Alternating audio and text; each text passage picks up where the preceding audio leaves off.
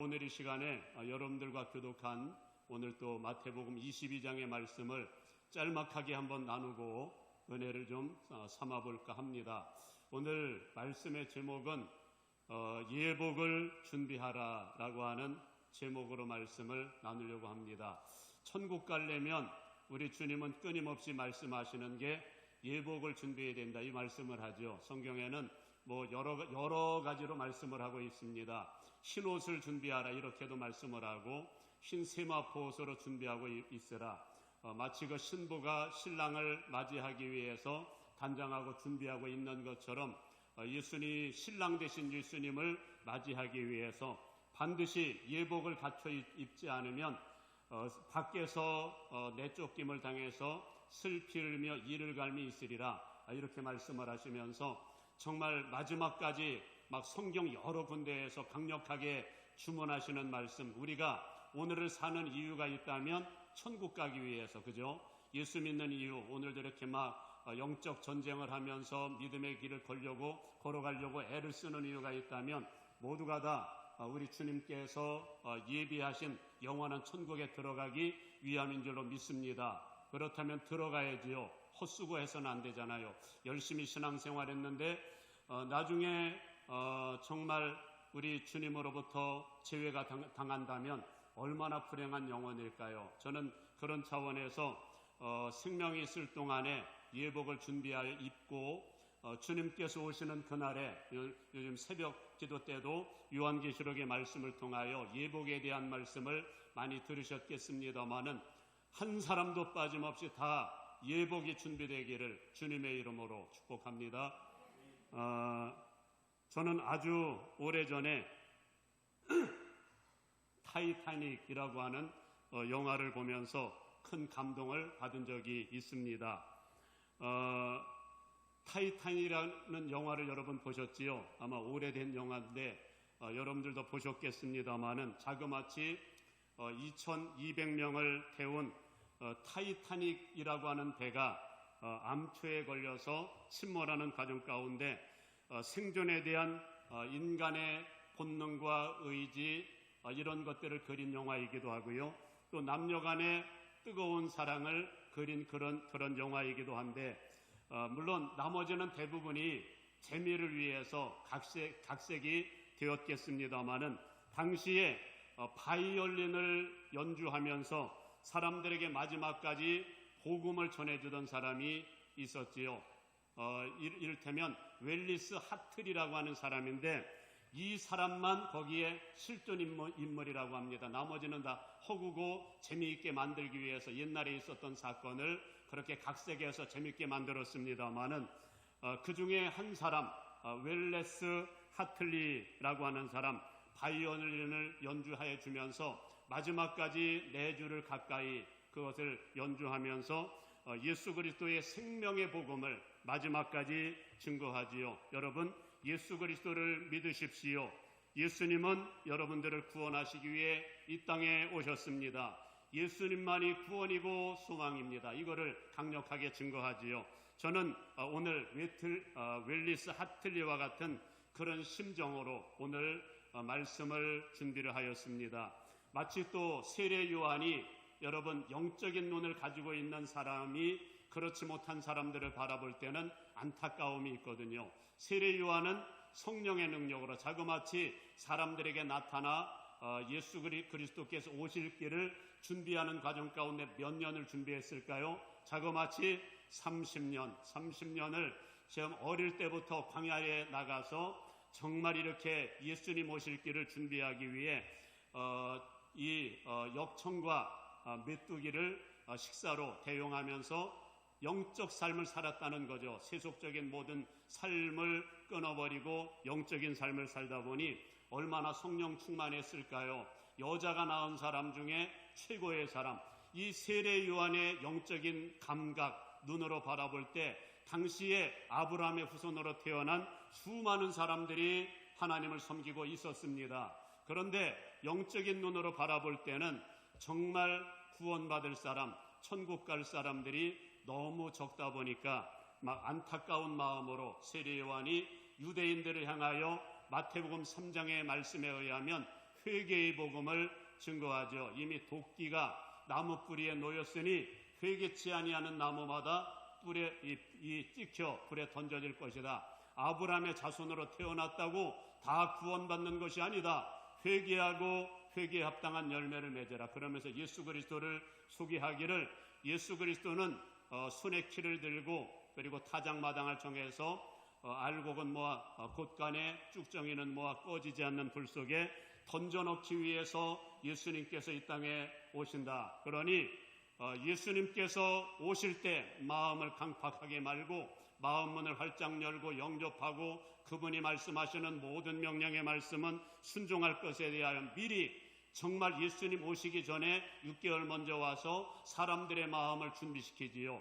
여러분, 물론 세상 끝날에도 모세와 엘리야 같은 두 증인이 나타나서 마지막 3년 반에 걸쳐서 사람들의 마음을 준비시킬 것이라고도 말씀을 하셨습니다마는, 저도 오늘 그와 같은 마음으로 오늘날 이 땅에 많은 사람들이, 오늘날 하나님을 섬기는 그리스도인들이 많이 있습니다마는 그 모든 사람들이 다 정말 이 말씀에 합당하여 천국 백성이 되면 얼마나 좋을까요? 그러나 그렇지 않은 사람들이 많다 보니 오늘 본문의 말씀을 우리 주님께서는 오늘날 이 땅의 그리스도인들을 향하여 이 말씀을 꺼내기를 원하십니다. 먼저 오늘 말씀의 내용부터 간단하게 정리하면 그렇습니다. 오늘 본문의 말씀은 예수님께서 성도들로 하여금 천국을 준비하도록 하는 차원에서 증거하신 말씀이 오늘 본문의 말씀입니다. 내용은 그렇습니다. 어떤 임금이 자기 아들의 혼기가 차서 이제 혼인잔치를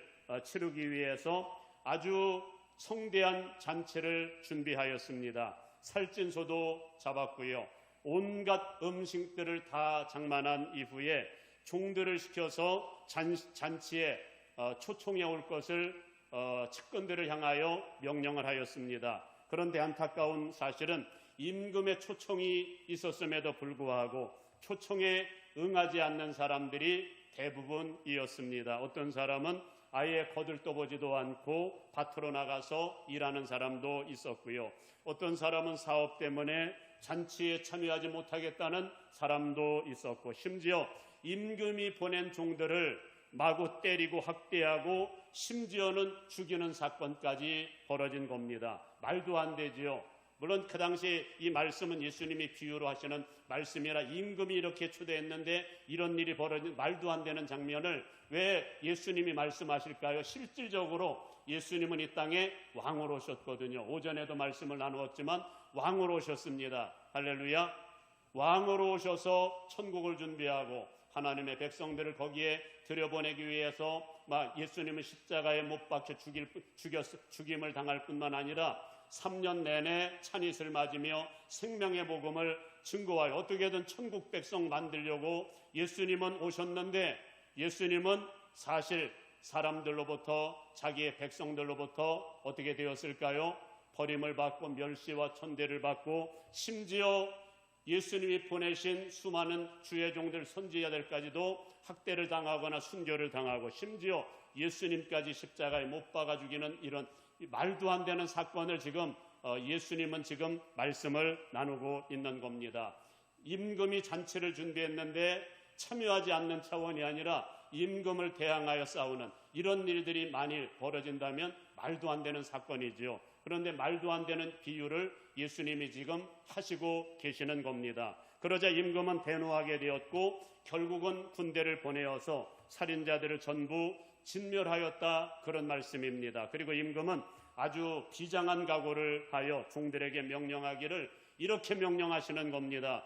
잔치는 준비되었지만 청함을 받은 사람들이 합당하지 아니하니 너희는 네 거리로 가서 사람들을 만나는 대로 혼인잔치에 초청하여 데려와라, 이렇게 명령합니다. 그러면서 하시는 말씀이 전에 청하였던 사람은 한 사람도 내 잔치에 들어오지 못하리라. 이 말씀은 하나님께서 구원하시기 위해서 손길을 펴셨는데도 불구하고 예수님을 영접하지 아니하고 거절했던 사람들, 하나님은 이런 사람들 대신에 다른 사람들을 구원하시는 하나님이다, 그 말씀을 지금 하시고 있는 겁니다. 저는 여러분들이 하나님께서 은혜를 주시려고 찾아오셨을 때에 절대로 그 은혜를 걷어차는 어리석은 사람이 우리 가운데는 한 사람도 없기를 간절히 바랍니다.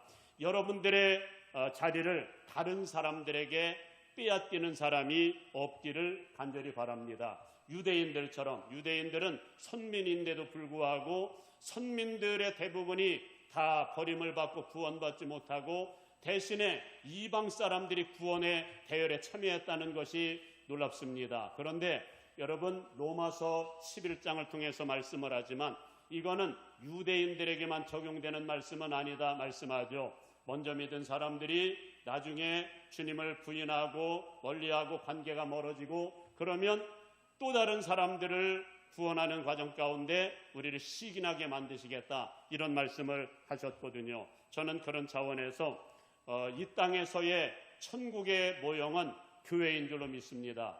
할렐루야. 이 땅에서의 천국잔치의 모형은 오늘날 예배인 줄로 믿습니다. 여러분, 교회랑 멀어지면 천국과 멀어집니다. 여러분 그렇게 인정하시나요?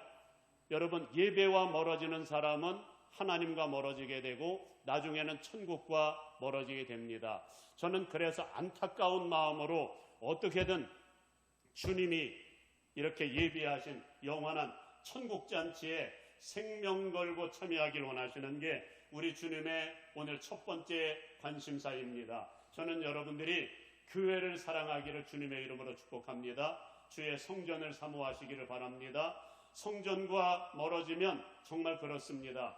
예배와 멀어지는 사람은 가장 위험한 사람이거든요. 위태위태하다 그러면 어느새 하나님과 떠나는 것들을 보게 됩니다. 여러분, 어떤 일이 있어도 예배와 멀어지지 않기를, 우리 한번 옆에 있는 사람들 인사 한번 나눌까요? 어떤 일이 있어도 예배와 멀어지지 맙시다. 시작. 어떤 일이 있어도 예배와 멀어지지 맙시다. 여러분, 어떤 일이 있어도 우리 주님이 은혜 베푸시려고 만드신 천국잔치에서 절대로 멀어지거나 벗어나지 않기를 간절히 바랍니다. 다시 이제 오늘 본문으로 들어와서 그러자 여러분, 이제 먼저 청함을 받은 사람이 응하지 않자 그 사람들을 제거하시고 대신에 또 다른 사람들이 은혜를 받는 장면이 나오죠. 오늘 말씀에 의하면 악한 자나 선한 자나 할 것 없이 손님들이 너무 많이 와서 잔치 자리에 손님이 가득했다고 말씀을 합니다. 바로 그때 임금이, 두 번째 메시지입니다. 임금이 손님들을 만나기 위해서 잔치 자리에 들어왔다가 임금의 마음을 크게 분노케 하는 한 장면이 연출됩니다. 그것이 뭐였을까요? 그것은 임금의 초청을 받은 사람들 가운데는 예복을 입지 않고 잔치에 참여한 사람들이 있었던 겁니다. 그러자 임금은 크게 노하여 예복을 입지 않은 한 사람을 향하여 이렇게 물었습니다. 그대는 어찌하여 내 잔치에 들어올 때 예복을 입지 않고 들어왔느냐? 그랬더니 아무 대답도 못하거늘 주인이, 임금이 종들에게 명령하기를 이자의 손발을 묶어서 바깥 어두운 데로 내던지라. 거기서 슬피 울며 이를 갈게 되리라. 이런 말씀을 하죠.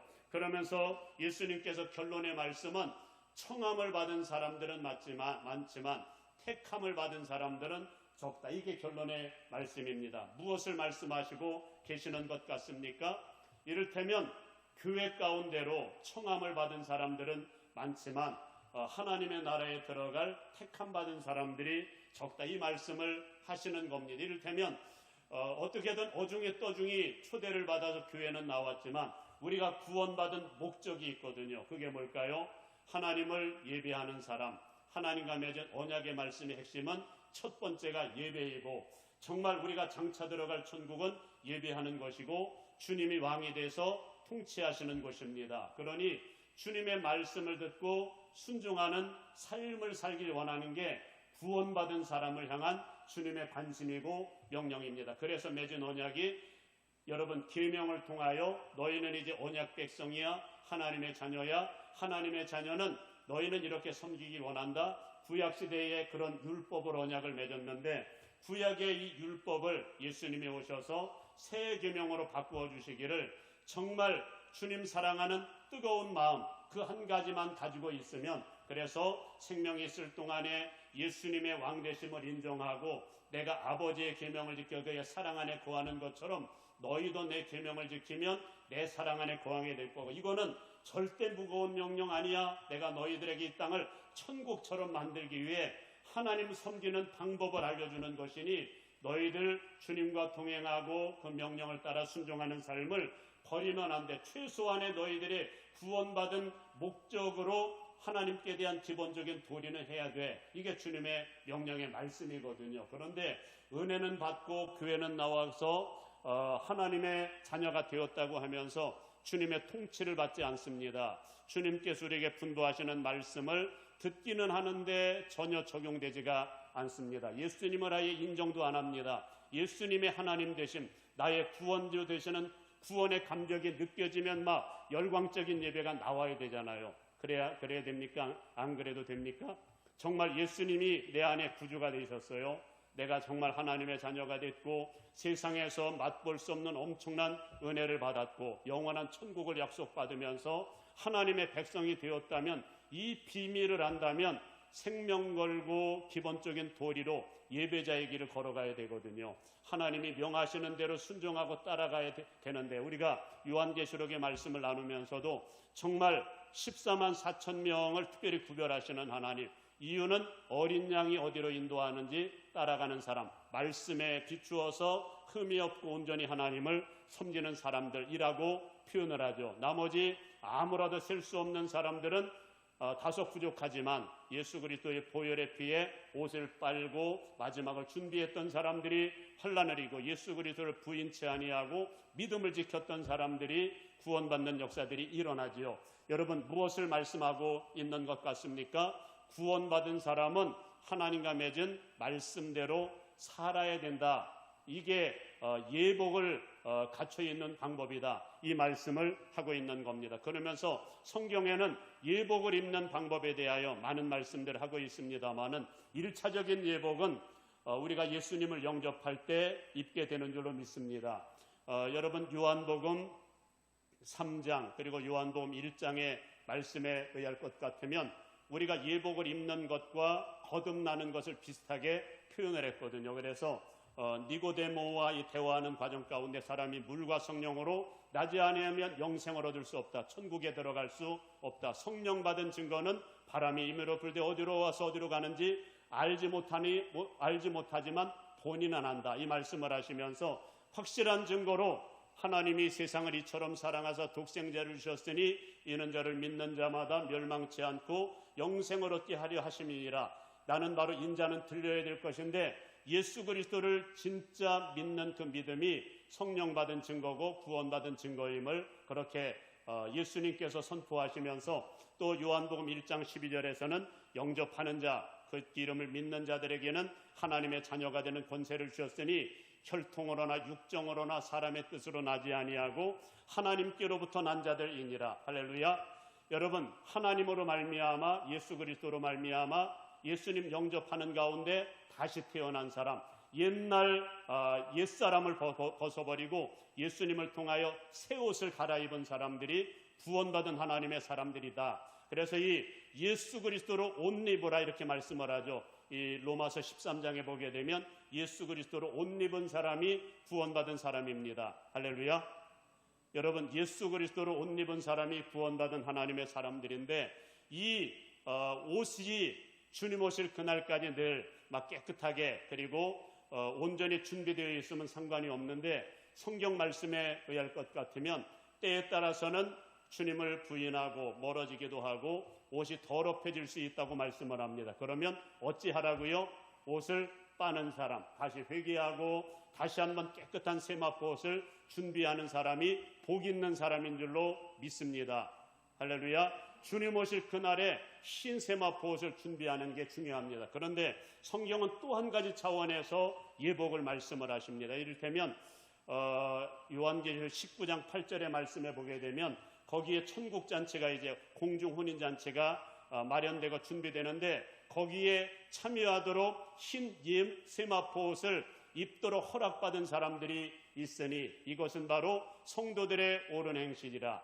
성도들의 옳은 행실, 이를테면 하나님과 맺은 오늘 말씀을 나누었던 예복, 정말 구원받은 사람으로 반드시 지켜야 될 기본적인 도리가 있는데 그게 바로 계명의 말씀이라는 겁니다. 그래서 성경에는 끊임없이 강조하는 마지막까지의 그런 말씀을 하죠. 성도들의 인내가 있으니 하나님과 맺은 언약, 계명의 말씀과 예수 그리스도에 대한 믿음을 마지막까지 저버리지 않는 사람들, 이 사람들이 마지막에 영원 구원에 참여하게 될 것에 대한 말씀을 우리에게 하달하셨습니다. 저는 그런 차원에서 복잡한 말씀들을 제가 여러 개 나누었습니다만 결론적으로 드리는 말씀은 왕 되신 분은 예수님이시고 구원의 결정권자는 예수님이시라는 것. 그래서 주님의 명령의 말씀만 따라가면 되는데 주님이 우리에게 요구하시는 것은 너무 복잡하지 않습니다. 그냥 예수님의 왕 되심을 인정하고 고백하고 영접했으면 이제는 예수님의 말씀을 따라 달려가야 되는데,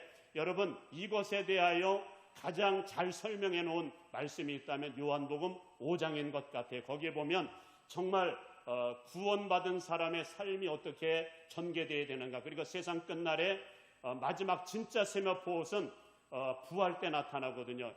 주님의 말씀으로 준비된 사람은 주님의 음성을 마지막 때 듣게 되면 부활하잖아요. 그죠? 부활할 때는 신령한 몸으로, 육신에도 육의 몸이 있는 것처럼 영혼에도 영의 몸이 있다고 말씀하시면서 영의 몸을 입혀준 상태로 이렇게 부활할 것에 대한 말씀을 하죠. 그 말씀을 한번 우리 요한복음 5장의 말씀을 우리 한번 읽고 오늘 말씀을 마감합니다. 우리 한번 요한복음 5장으로 건너가 봅시다. 너무 중요한 말씀이라 이 말씀들은 여러분들이 맨날 읽으시면서 암송하시면 좋을 것 같아요. 5장 어디를 읽냐면은 19절부터 읽습니다. 저는 이 짤막한 말씀 안에 모든 구원의 방법, 그리고 구원받은 이후에 진행될 일들까지 전부 담겨져 있는 것 같아요. 한번 읽습니다. 우리 요한복음 5장 19절부터 우리 천천히 29절까지 읽습니다. 19절부터 읽습니다. 시작. 그러므로 예수께서 그들에게 이르시되 내가 진실로 너에게 이르노니 아들이 아버지께서 하시는 일을 보지 않고는 아무것도 스스로 할 수 없나니 아버지께서 행하시는 그것을 아들도 그와 같이 행하느니라. 아버지께서 아들을 사랑하사 자기가 행하시는 것을 다 아들에게 보이시고 또 그보다 더 큰 일을 보이사 너희로 놀랍게 여기게 하시리라. 아버지께서 죽은 자들을 일으켜 살리심 같이 아들도 자기가 원하는 자들을 살리느니라. 아버지께서 아무도 심판하지 아니하시고 심판을 다 아들에게 맡기셨으니 이는 모든 사람으로 아버지를 공경하는 것 같이 아들을 공경하게 하려 하심이라. 아들을 공경하지 아니하는 자는 그를 보내신 아버지도 공경하지 아니하느니라.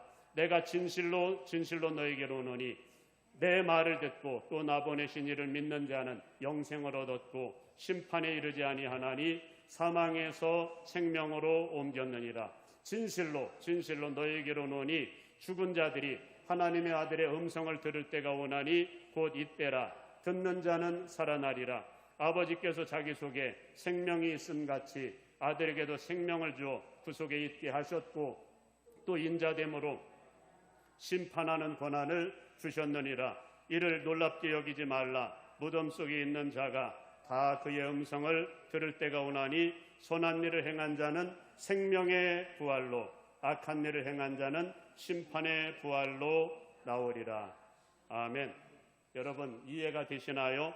하나님은 모든 권세를 권한을 예수님에게 주셨다는 겁니다. 이 사실은 믿죠? 모든 권한이 예수님의 손에 있습니다. 여러분 우리의 구원 여부도 천국문을 열고 닫는 권세도 예수님에게 있다면 여러분 누구와 관계를 잘해야 될까요? 예수님은 아무리 호랑방탕하게 살아온 사람도 구원하는 권세가 예수님에게 있으니 예수님의 오른편 강도를 향해서 내가 오늘 나와 함께 나관에 있으리라 이렇게 선포하실 수 있는 분이 예수님이시거든요. 아무리 의롭게 살아도 나중에 하나님의 노염에 대해서 버림을 당할 수도 있고 아무리 호랑방탕하게 살았어도 하나님의 은혜와 긍휼을 입고 구원받을 수도 있다는 것, 주권이 예수님께 있다는 것, 이것을 먼저 기억하기를 간절히 바라고, 그리고 아들에게 이 권한을 주었기에 주님의 중대한 말씀은 오늘 23절 말씀입니다. 정말 예수님도 아버지를 공경한 것처럼 너희도 하나님을 공경해야 되는데, 특별히 하나님이 하나님의 아들인 나를 너희 가운데 보내주었으니 아들이신 예수 그리스도를 너희가 공경하고 그 명령을 따르는 그리스도인이 되어야 된다. 이게 주님의 명령의 말씀입니다. 그러면서 주님의 말씀을 듣고 예수님 영접하고 정말 이 말씀을 쫓아가는 사람이 영생을 얻었고 심판에 이르지 않는다. 이런 말씀을 하심과 동시에 여러분, 생명이 있을 동안에 예수님의 말씀을 들으면 지금의 내 영혼이 살아난다. 지금 현재 25절은 죽어서 이 죽은 사람에게 하시는 말씀일까요? 지금 생명 있는 사람에게 하시는 말씀일까요? 지금 현재 생명 있는 우리에게 하시는 말씀입니다. 지금 생명 있는 사람에게 말씀을 들으면 너희 영혼이 산다, 이 말씀을 하고 있는 겁니다. 말씀은 생명을 살리는 능력이 있기 때문입니다. 정말 그렇습니다. 주의 말씀을 들은 사람은 영원히 살아나서 영적 세계를 보고 하나님을 보고 하나님의 말씀대로 하나님을 사랑하고 섬기거든요. 그 영혼이 살아난 사람은 정말 하나님의 말씀을 쫓아갑니다. 근데 여러분, 이 땅에서 아직 살아나지 못한 사람, 주의 말씀을 통치를 받지 않는다. 그러면 아직 내가 예수님을 영접하지 않았거나 혹은 예수님을 잃어버린 사람일 수 있습니다. 그래서 다시 옷을 빨고 주님께 돌아가야 되겠죠. 아무튼 이 땅에 생명을 얻은 사람이 오늘 28절, 29절에 보면 장차 예수님은 공중의 혼인 잔치를 위해서 공중에 재림하실 것이고 그리스도 안에서 죽은 자들이 부활하게 되는데, 여기서 잘 들어야 될 말씀은 예수 그리스도의 생명을 갖고 들어간 사람, 주의 음성을 듣고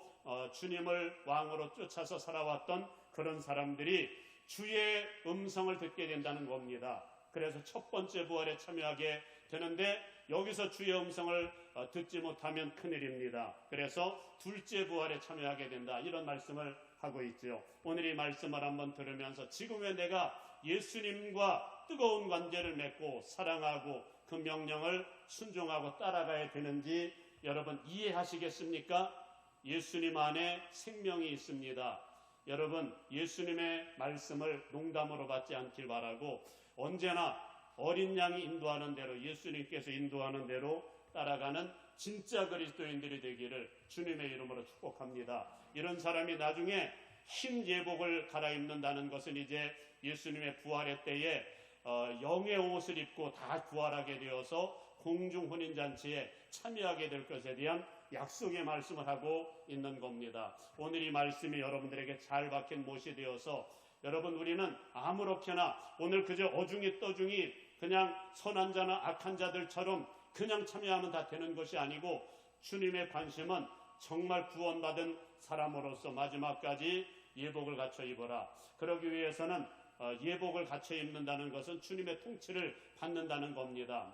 하나님의 말씀이 살아있기 위해서 성령으로 충만함을 얻기 위해 기도해야 되는 이유도 거기 있고요. 그래서 슬기로운 다섯 처녀를 왜 강조를 합니까? 성령 받고 그래야 말씀의 등불이 살아있어서 순종하고 따라가게 된다는 말씀입니다. 오늘 이 말씀 기억하시면서 정말 마지막 때에 예복을 준비해서 입어라.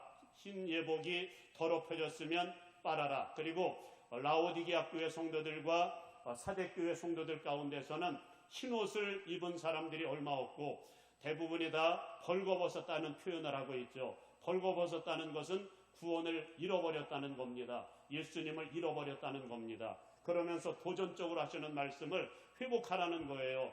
예수님은 다시 찾으면 만날 수 있습니다. 잃어버린 영성 다시 회복할 수 있습니다. 그분이 우리의 구세주이고 우리의 주인이시거든요. 지난 과거에 잘못 살았어도 이 주님 앞에 애걸복걸 회개하고 말씀 가운데 돌아오면 우리 주님이 다시 살리시겠다는 겁니다. 저는 오늘 이 말씀 기억하시면서 생명이 있을 때 흰 예복 준비하시고 예복을 준비한 다음에는 더럽혀진다 할지라도 다시 빨면서 주님 오실 그날을 완전히 준비하여 한 사람도 빠짐없이 전부가 다 천국의 주역들이 되기를 주님의 이름으로 축복합니다.